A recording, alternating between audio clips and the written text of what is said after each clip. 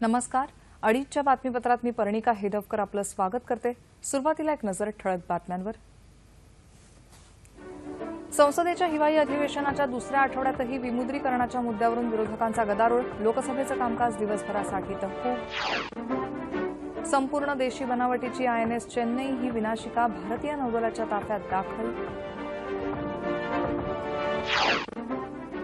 भारतीय बनावटीच्या पृथ्वी-2 या क्षेपणास्त्राची चंडीपूर इथं यशस्वी चाचणी. कानपूर रेल्वे अपघातातल्या मृतांची संख्या 142 तर जखमींची संख्या पोहोचली 150 वर. अपघाताची चौकशी करणार रेल्वे मंत्र्यांचं लोकसभेत निवेदन. जम्मू काश्मीरमध्ये पाकिस्तानकडून पुन्हा शस्त्रसंधीचं उल्लंघन. सीमा सुरक्षा दलाचा 1 जवान शहीद, 3 जखमी. 47वा भारतीय आंतरराष्ट्रीय चित्रपट महोत्सव अर्थात इफ्फीची गोव्यात शानदार सुरुवात. 90 देशातले 300 चित्रपट पाहण्याची संधी प्रेक्षकांना मिळणार. गडचिरोली जिल्ह्यात 5 नक्षलवाद्यांचा पोलिसांसमोर आत्मसमर्पण.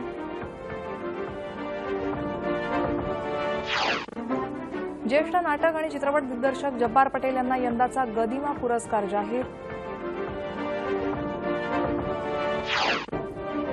आणि इंग्लंड विरुद्धच्या दुसऱ्या कसोटी सामन्यात इंग्लंडचा 246 धावांनी दणदणीत पराभव करून भारताची मालिकेत 1-0 अशी आघाडी. आणि आता पाहूयात सविस्तर वृत्त. संसदेच्या हिवाळी अधिवेशनाच्या दुसऱ्या आठवड्यातही विमुद्रीकरणाच्या निर्णयाचे पडसाद जाणवले.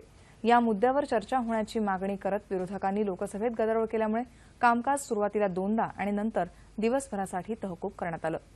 कामकाज सुरू झाल्यावर विरोधकांनी नियम 56 अन्वये विमुद्रीकरणावर चर्चा करण्याची मागणी केली. सरकार कोणत्याही चर्चेसाठी तयार असल्याचं संसदीय कामकाज मंत्री अनंतकुमार यांनी सांगितलं. मात्र विरोधकांनी नियम 193 अन्वये चर्चा करण्याचा प्रस्ताव फेटाळला. सर्व शिक्षा अभियानाअंतर्गत 2 लाख प्राथमिक शाळा आणि सुमारे 1.5 लाख माध्यमिक शाळांमध्ये सर्व स्तरातल्या विद्यार्थ्यांना प्रवेश दिला जात आहे अशी माहिती मनुष्यबळ विकास मंत्री प्रकाश जावडेकर यांनी दिली. तसंच शैक्षणिकदृष्ट्या मागास भागांमध्ये कस्तुरबा गांधी बालिका विद्यालयं सुरू करण्यात आली असल्याचंही त्यांनी सांगितलं. जावडेकर ही माहिती देत असतानाच विरोधकांनी घोषणाबाजी सुरू केल्यानं संतप्त झालेल्या सभापती सुमित्रा महाजन यांनी विरोधकांना केवळ गोंधळ घालण्यात रस आहे अशी प्रतिक्रिया दिली. त्यावर काँग्रेस सदस्यांनी गदारोळ केल्यामुळे कामकाज अर्ध्या तासासाठी तहकूब झालं. कामकाज सुरू झाल्यावर सभापतींनी चीन खुली बॅडमिंटन स्पर्धा जिंकल्याबद्दल बॅडमिंटनपटू PV सिंधूचं अभिनंदन करणारा प्रस्ताव मांडला. त्यानंतर रेल्वे मंत्री सुरेश प्रभू यांनी पाटणा रेल्वे अपघाताविषयी निवेदन दिलं. या अपघाताच्या कारणांची आणि रेल्वे सुरक्षेचा आढावा घेण्यासाठी एक उच्चस्तरीय चौकशी समिती नेमली असून तिचा अहवाल आल्यावर संबंधित दोषींवर कठोर कारवाई केली जाईल अशी माहिती प्रभू यांनी सभागृहात दिली. त्याआधी सभागृहात रेल्वे अपघातातल्या बळींना श्रद्धांजली वाहण्यात आली. राज्यसभेतही आज पुन्हा विमुद्रीकरणाचा मुद्दा गाजला. या मुद्द्यावर चर्चा करण्याआधी या निर्णयामुळे देशभरात मृत झालेल्या 70 जणांना श्रद्धांजली वाहण्यात यावी अशी मागणी विरोधकांनी केली. मात्र विरोधकांना चर्चा करायची नाही म्हणून ते नवनवीन कारणं शोधत आहेत अशी टीका वित्तमंत्री अरुण जेटली यांनी केली. त्यावर विरोधकांनी हौद्यात येऊन गोंधळ करत कामकाज बंद पाडलं. मात्र कुठलाही श्रद्धांजली प्रस्ताव सभासदांच्या मागणीवरून मांडला जाऊ शकत नाही, तो सभापतींकडूनच येऊ शकतो असं सांगत राज्यसभा उपाध्यक्ष JP कुरियन यांनी हा प्रस्ताव फेटाळला. विरोधी पक्ष सदस्यांनी घोषणाबाजी आणि गदारोळ सुरूच ठेवल्यामुळे उपाध्यक्षांनी कामकाज सुरुवातीला 12:30 वाजेपर्यंत आणि नंतर 3 वाजेपर्यंत तहकूब केलंय. संपूर्ण स्वदेशी बनावटीची INS चेन्नई ही विनाशिका आज संरक्षण मंत्री मनोहर पर्रिकर यांच्या उपस्थितीत भारतीय नौदलाच्या ताफ्यात दाखल झाली. कोलकाता वर्गातली ही तिसरी विनाशिका असून तिचं वजन 7,500 टन असून लांबी 164 मीटर्स आहे. या विनाशिकेवर 300 किलोमीटर्स अंतरापर्यंत मारा करणारं ब्राह्मोस हे संहारक क्षेपणास्त्र सज्ज ठेवण्यात आलं असून रडारलाही चकमा देणारी कवच यंत्रणा बसवण्यात आली आहे. अत्याधुनिक शस्त्रास्त्र आणि यंत्रणांसह सुसज्ज असलेली ही पहिली विनाशिका DRDO म्हणजेच संरक्षण संशोधन आणि विकास संघटनेच्या सहकार्यानं तयार करण्यात आली आहे. या विनाशिकेवर 30 अधिकारी आणि 350 नौसैनिकांच्या निवासाची व्यवस्था करण्यात आली आहे. कानपूर इथं काल झालेल्या रेल्वे अपघातातल्या मृतांची संख्या 145 वर पोहोचली असून ही संख्या अजूनही वाढण्याची भीती व्यक्त करण्यात येते. या अपघातात 150हून अधिक प्रवासी जखमी झाले असून त्यांच्यावर विविध रुग्णालयांमध्ये उपचार करण्यात येत आहेत. मदत आणि बचाव कार्य युद्धपातळीवर सुरू असून या अपघाताची उच्चस्तरीय चौकशी करण्याचे आदेश रेल्वे मंत्री सुरेश प्रभू यांनी दिले आहेत. देशी बनावटीच्या अण्वस्त्र वहन क्षमता असलेल्या पृथ्वी-2 या क्षेपणास्त्राची आज ओदिशातल्या चंडीपूर इथून यशस्वी चाचणी झाली. जमिनीवरून जमिनीवर मारा करण्यास सक्षम असलेल्या या क्षेपणास्त्राच्या सकाळी 9:30च्या सुमाराला पाठोपाठ 2 चाचण्या झाल्या, अशी माहिती संरक्षण विभाग सूत्रांनी दिली. या क्षेपणास्त्रावरून 350 किलोमीटर लांबीपर्यंत मारा करता येणार असून 500 ते 1000 किलोग्राम शस्त्रास्त्र वाहून नेण्याची त्याची क्षमता आहे. याआधी 12 ऑक्टोबरला या क्षेपणास्त्राची चाचणी घेण्यात आली होती. संरक्षण, संशोधन आणि विकास संघटना DRDOनं ही क्षेपणास्त्र प्रणाली विकसित केली आहे. 2003 साली हे क्षेपणास्त्र भारतीय लष्कराच्या ताफ्यात दाखल करण्यात आलं होतं.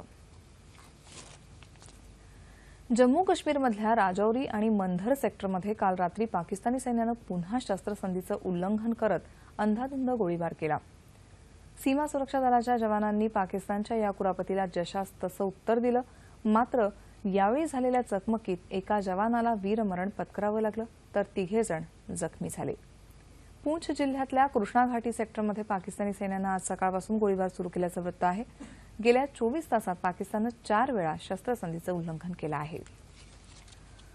ठाणे जिल्ह्यातल्या डोंबिवली शहरात आगामी 3, 4 आणि 5 फेब्रुवारीला 90वे अखिल भारतीय मराठी साहित्य संमेलन होणार आहे. अखिल भारतीय मराठी भाषा महामंडळाचे अध्यक्ष श्रीपाद जोशी यांनी या संमेलनाची रूपरेषा जाहीर केली.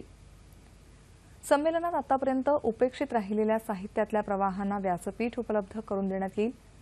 वेगळ्या विषयांवरच्या परिसंवाद तसंच काव्य संमेलनांसोबतच नवोदित कवींचं कविता वाचन, स्थानिक युवकांचं सादरीकरण, प्रतिभावंतांशी संवाद तसंच विविध बोलीभाषांमधलं कथाकथन असे भरगच्च कार्यक्रम आयोजित करण्यात आले आहेत. त्याशिवाय 2 प्रकट मुलाखती आणि 2 सांस्कृतिक कार्यक्रमही संमेलनात होतील, अशी माहिती जोशी यांनी दिली. सामाजिक समतेची लढाई अजूनही अपूर्णच आहे. ती पूर्ण करायची असेल तर साहित्यिकांनी पुढे आलं पाहिजे, असं मत माजी केंद्रीय गृहमंत्री सुशीलकुमार शिंदे यांनी व्यक्त केलंय. पुण्यात आयोजित विश्व पंजाबी साहित्य संमेलनाच्या समारोप प्रसंगी ते बोलत होते. ज्येष्ठ समाजसेवक अण्णा हजारे, संमेलनाध्यक्ष सुरजीत सिंग पातर आणि कवी रामदास फुटाणे यावेळी उपस्थित होते. शब्दसंपदेतून समृद्धी आणि संस्कृती जतन करायला पाहिजे, असं शिंदे म्हणाले. समाजामध्ये परिवर्तन घडवण्याची ताकद साहित्यात असून नवनवीन गोष्टी शिकण्यासाठी तरुणांनी वाचन संस्कृती वाढवायला हवी, असं अण्णा हजारे म्हणाले.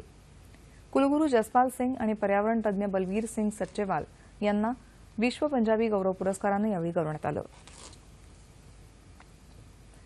डॉक्टर बाबासाहेब आंबेडकर यांनी तत्कालीन नेत्यांपुढे पाकिस्तान निर्मितीचा पुरस्कार केला होता.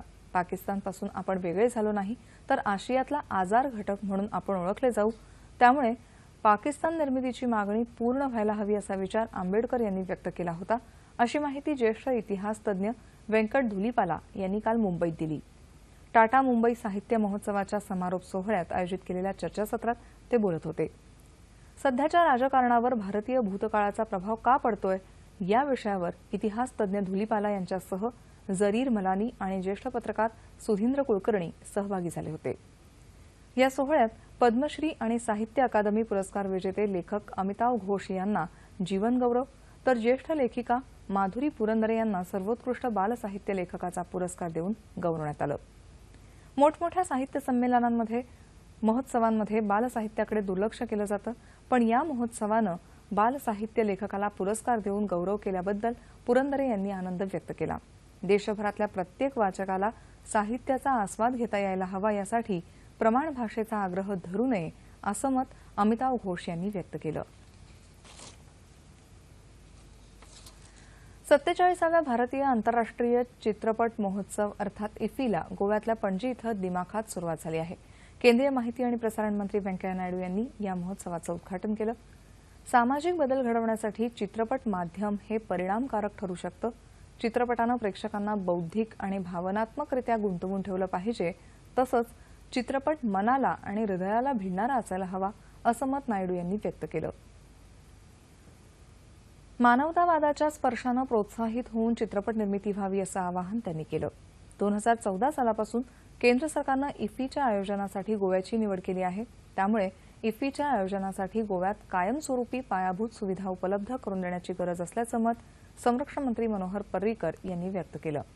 या चित्रपट महोत्सवाला राष्ट्रीय आणि आंतरराष्ट्रीय कीर्तीचे ख्यातनाम चित्रपटकर्मी उपस्थित आहेत। यंदा या महोत्सवात सुमारे 90 देशातले 300 चित्रपट दाखवण्यात येणार आहेत। नवी दिल्लीत नुकत्याच झालेल्या पहिल्या ब्रिक्स चित्रपट महोत्सवातील पुरस्कार विजेते चित्रपटही या महोत्सवात दाखवले जातील।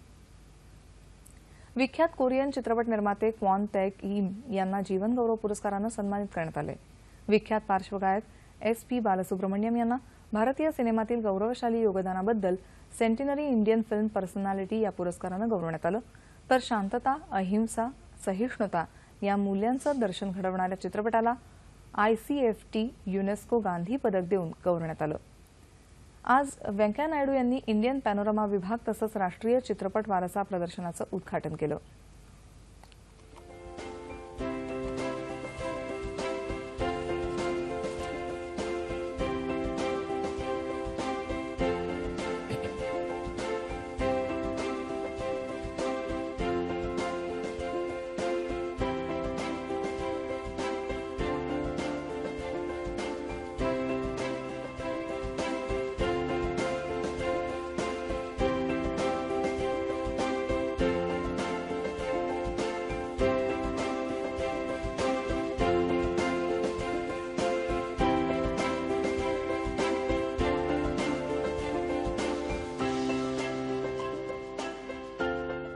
अभी तक जो नया फिल्म्स आ रहे हैं ये सब भावी पीढ़ी के लिए बहुत प्रेरणा देने वाले हैं। इसलिए ये म्यूजियम एक तरफ प्रेरणा केंद्र होगा और इससे लोगों में देश के बारे में, जनता के बारे में हम भी कुछ करना चाहिए देश के लिए, ऐसा भावना जगेगा। देश माने केवल भौगोलिक स्वरूप नहीं है, देश माने जन, देश माने अपना संस्कृति, देश माने अपना जीवन पद्धति, देश माने हमारा पूर्वजों ने देश माने जो आजादी के लिए अपना कुर्बानी दिया, इन सभी महानुभावों का स्मरण करना, उसके कारण से देशभक्ति और भी जगेगा। साहित्य, चित्रपट आणि कला क्षेत्रात अत्यंत प्रतिष्ठेचा समजला जाणारा यंदाचा गदिमा पुरस्कार ज्येष्ठ नाट्य आणि चित्रपट दिग्दर्शक जब्बार पटेल यांना जाहीर झाला आहे। 21,000 रुपये, सन्मानपत्र आणि सन्मानचिन्ह असं या पुरस्काराचं स्वरूप आहे। गदिमा प्रतिष्ठाननं आज या पुरस्काराची घोषणा केली। ज्येष्ठ आयुर्वेद अभ्यासक डॉक्टर बालाजी तांबे यांच्या पत्नी डॉक्टर वीणा तांबे यांना गृहिणी सखी सचिव पुरस्कारानं सन्मानित करण्यात येणार आहे। तर गायक नंदेश उमप यांना चैत्रबन पुरस्कार जाहीर झाला आहे। उगवती गायिका आर्या आंबेकर विद्या प्रज्ञा पुरस्काराची मानकरी ठरली आहे। शालांत परीक्षेत मराठी विषयात सर्वाधिक गुण प्राप्त करणाऱ्या विद्यार्थ्याला दरवर्षी गदिमा पारितोषिक देऊन गौरवण्यात येतं। लातूर जिल्ह्यातल्या उदगीर इथल्या श्यामलाल मेमोरियल हायस्कूलची विद्यार्थिनी ऋतुजा काकरे हिला यंदा या पुरस्कारानं गौरवलं जाणार आहे। येत्या 14 डिसेंबरला पुण्यात गदिमा स्मृती समारोह कार्यक्रमात ज्येष्ठ रंगकर्मी अरुण काकडे यांच्या हस्ते या पुरस्काराचं वितरण होईल। पंतप्रधानांचा नोटाबंदीचा निर्णय देशाला आर्थिक आणीबाणीकडे लोटणारा आहे अशी टीका राष्ट्रवादी काँग्रेसचे अध्यक्ष खासदार शरद पवार यांनी मुंबईत केली। राष्ट्रवादी काँग्रेसतर्फे घाटकोपर इथं आयोजित केलेल्या परिवर्तन सभेत त्यांनी नोटाबंदीच्या मुद्द्यावरून मोदी सरकारवर शरसंधान केलं। नोटाबंदीच्या निर्णयामुळे भ्रष्टाचाराला आळा बसेल, दहशतवाद्यांची आर्थिक नाकाबंदी होईल या अपेक्षेनं सुरुवातीला सर्वांनीच या निर्णयाचं स्वागत केलं होतं। मात्र सध्या देशात सामान्य नागरिकांची आर्थिक कोंडी केली जात असून आपलेच पैसे मिळवण्यासाठी लोकांना अतोनात त्रास सहन करावा लागतोय। ही परिस्थिती अशीच राहिली तर लोकभावनांचा उद्रेक होऊन देशात अराजकाची परिस्थिती निर्माण होईल असा इशारा पवार यांनी दिला। मुंबईकरांचा उपनगरी लोकल प्रवास जीव घेणा ठरत असताना सरकारला मात्र बुलेट ट्रेन सुरू करण्यात स्वारस्य आहे अशा शब्दात त्यांनी सरकारवर टीका केली।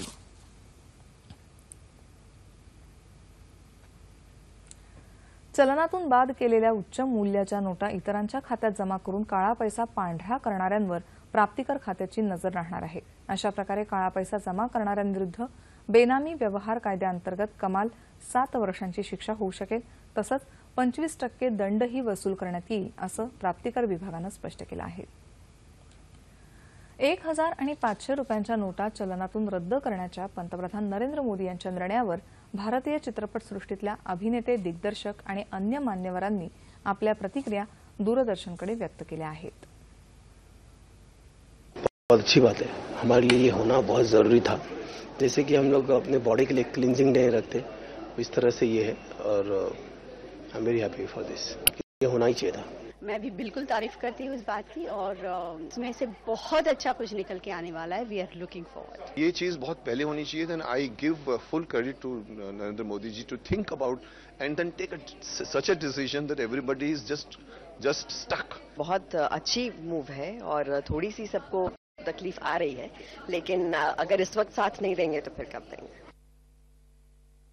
दरम्यान गोव्यातल्या पर्यटन व्यवसायावर नोटाबंदीच्या निर्णयाचा फारसा परिणाम झाला नाही असं गोव्याचे पर्यटन मंत्री दिलीप परुळेकर यांनी दूरदर्शनशी बोलताना सांगितलं.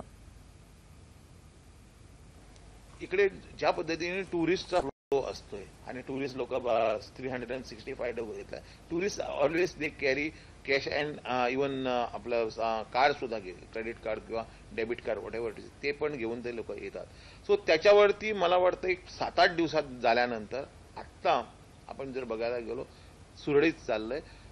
100% सुरळीत नसेल पण पुढच्या एक 7-8 दिवसामध्ये तुम्हाला सांगतोय मी इट विल बी 95% हे म्हणजे सुरळीत चालेल डेफिनेटली. कारण थोडेसे लोकांकडे पैसे आत्ता आहेत, 2000च्या नोटा आहेत, पण सुट्ट्यामध्ये जरा 500च्या वगैरे नोटा जरा कमी आहेत, त्यामुळे थोडंसं हे होतंय. पण बाकी एरवी गोव्यामध्ये प्रॉब्लेम नाही. फॉरेनर्स लोक येतात, ते डॉलर वगैरे घेऊन येतात. सगळ्या बँक आहेत, सगळ्या बँकमध्ये पासपोर्ट आणि डॉलर दिले ते एक्सचेंज करून देतातच, त्याचा काही प्रॉब्लेम नाही.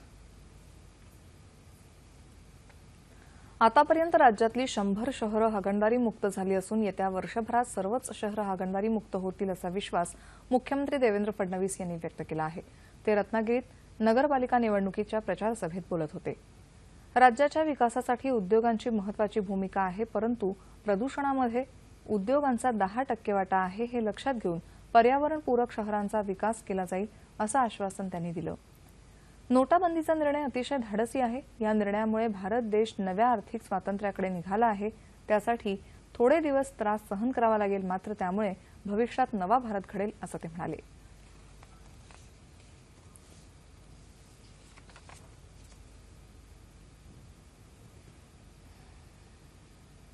आठ दिवसामध्ये देशाच्या अर्थव्यवस्थेमध्ये 3 लाख कोटी रुपये परत आले.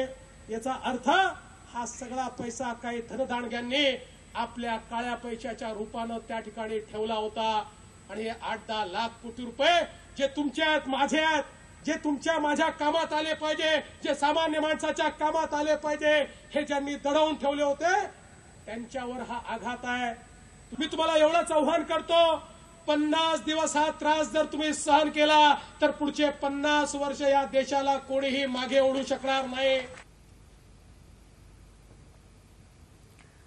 सध्याचं सरकार कोणताही विकास करत नाही तर फक्त घोषणा करत आहे. केंद्रात आणि राज्यात मनमानी सुरू आहे. त्यामुळे आगामी निवडणुकांमध्ये जनता राष्ट्रवादी काँग्रेसला पाठिंबा देईल असा विश्वास राष्ट्रवादी काँग्रेसचे प्रदेशाध्यक्ष सुनील तटकरे यांनी रत्नागिरी इथं प्रचार सभेत व्यक्त केला. काँग्रेस आघाडी सरकारच्या काळात राज्यातल्या प्रत्येक जिल्ह्याला भरघोस विकास निधी मिळाला. आमच्या सरकारनं रत्नागिरी जिल्ह्याच्या विकासाला प्राधान्य दिलं होतं. आगामी काळात रत्नागिरीच्या विकासासाठी राष्ट्रवादी काँग्रेस आणि काँग्रेस आघाडीला भरघोस मतांनी निवडून द्या असं आवाहन त्यांनी केलं. या प्रचार सभेला काँग्रेसचे माजी खासदार निलेश राणे, जिल्हाध्यक्ष शेखर निकम यांच्यासह स्थानिक नेते आणि उमेदवार उपस्थित होते. गडचिरोली जिल्ह्यात 5 नक्षलवाद्यांनी पोलिसांसमोर आत्मसमर्पण केलं आहे. हे 5 नक्षलवादी हार्डकोअर समितीचे सदस्य असल्याचं पोलिसांकडून सांगण्यात येत आहे. अलीकडेच झालेल्या विविध नक्षलवादी चकमकींमध्ये यांचा समावेश होता. या नक्षलवाद्यांच्या आत्मसमर्पणामुळे दक्षिण गडचिरोलीतल्या नक्षलवादी चळवळीला मोठा हादरा बसला असल्याचं पोलिसांनी म्हटलं आहे. कष्टकरी कामगारांना न्याय मिळवून देण्यासाठी भांडवलदारांशी संघर्ष करणाऱ्या गुलाबराव गणाचार्य यांचे विचार तरुणांनी आत्मसात करण्याची गरज असल्याचं मत ज्येष्ठ पत्रकार प्रताप आजबे यांनी व्यक्त केलं आहे. मुंबईत 43वा गुलाबराव गणाचार्य स्मृती पुरस्कार स्वीकारल्यानंतर त्यांनी हे मत व्यक्त केलं. मुंबई विद्यापीठाचे माजी कुलगुरू डॉक्टर भालचंद्र मुणगेकर यांच्या हस्ते आजबे यांच्यासह चित्रपट दिग्दर्शक परेश मोकाशी यांनाही गणाचार्य स्मृती पुरस्कार देऊन गौरवण्यात आलं। गणाचार्य यांचे पुत्र नगरसेवक सुनील गणाचार्य यांनी पुरस्कारामागची भावना व्यक्त केली। कार्यक्रमाला दूरदर्शनचे माजी निर्माते याकूब सईद, कम्युनिस्ट नेते प्रकाश रेड्डी यांच्यासह डाव्या चळवळीतले कार्यकर्ते उपस्थित होते।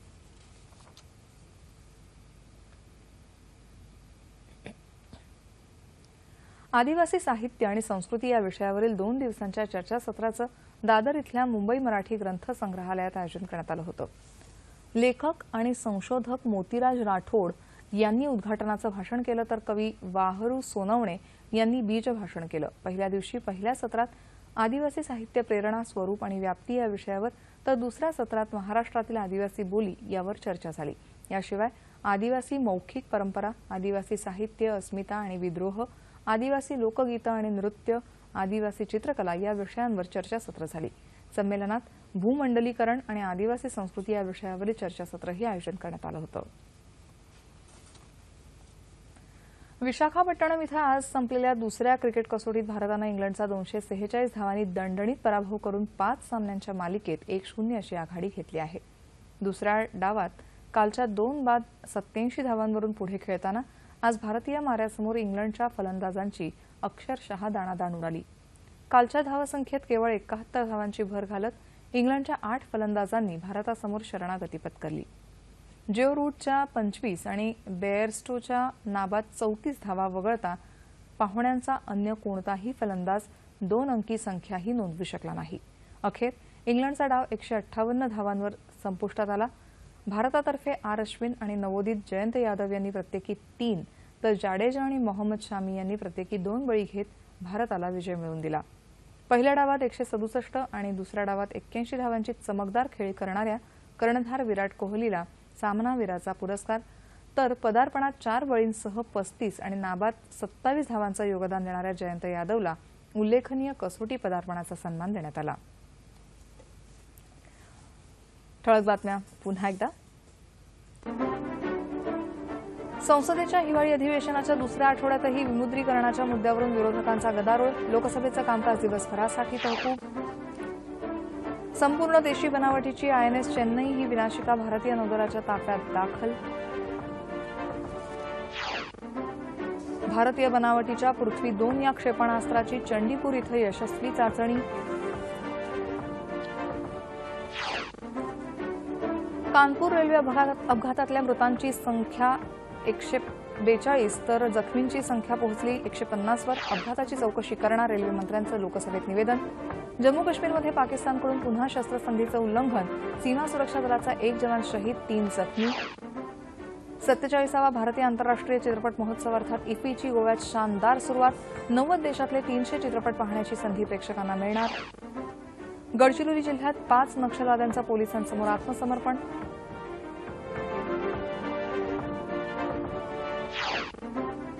ज्येष्ठ नाट्य आणि चित्रपट दिग्दर्शक जब्बार पटेल यांना यंदाचा गदिमा पुरस्कार जाहीर। आणि इंग्लंड विरुद्धच्या दुसऱ्या कसोटी सामन्यात इंग्लंडचा 246 धावांनी दणदणीत पराभव करून भारताची मालिकेत 1-0 अशी आघाडी। याबरोबरच हे बातमीपत्र संपलं। पुन्हा भेटूया संध्याकाळी 5 वाजता सह्याद्री वाहिनीवर। नमस्कार।